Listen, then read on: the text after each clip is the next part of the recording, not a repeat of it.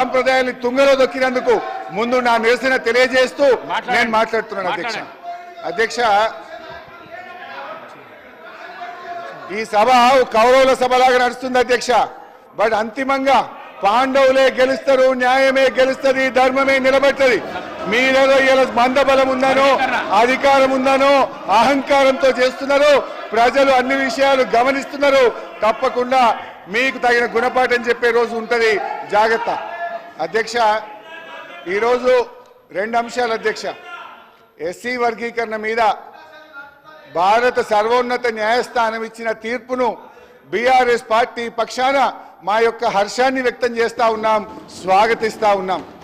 అధ్యక్ష ఈ యొక్క వర్గీకరణ మీద మా ప్రభుత్వం ఏర్పడిన వెంటనే సభానాయకుడిగా కేసీఆర్ గారు 29 నవంబర్ 2014లో ఈ ఎస్సీ వర్గీకరణ వెంటనే చేయాలని ఆనాడు మా సభానాయకుడిగా కేసీఆర్ గారు ఈ సభలో తీర్మానాన్ని ప్రవేశపెట్టి కేంద్ర ప్రభుత్వానికి ఏకగ్రీవంగా ఈ వర్గీకరణ చేపట్టాలని చెప్పిన పార్టీ మా బీఆర్ఎస్ పార్టీ.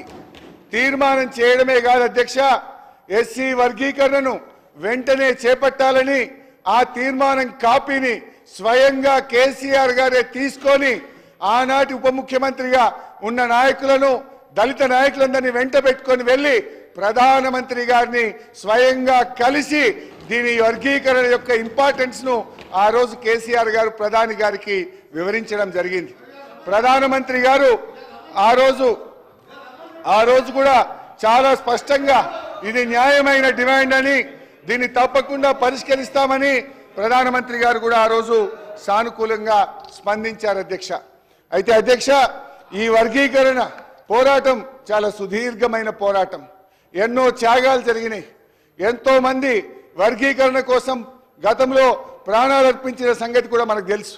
ఇదే గాంధీ భవన్ దగ్గర పెట్రోల్ పోసుకొని ఆ రోజు కొంతమంది మాదిగలు ఆత్మాహుతికి పాల్పడితే అప్పటి ప్రభుత్వం కనీసం వాళ్ళని పట్టించుకున్న పాపాన కూడా పోలేదు. కానీ ఆ మాదిగలకు కేసీఆర్ గారు మా ప్రభుత్వం వచ్చిన వెంటనే వారందరికీ ఎక్స్గ్రేషియా ఇచ్చి ఆ కుటుంబాలను ఆదుకున్న పార్టీ బీఆర్ఎస్ పార్టీ, మా నాయకుడు కేసీఆర్ గారు అధ్యక్ష.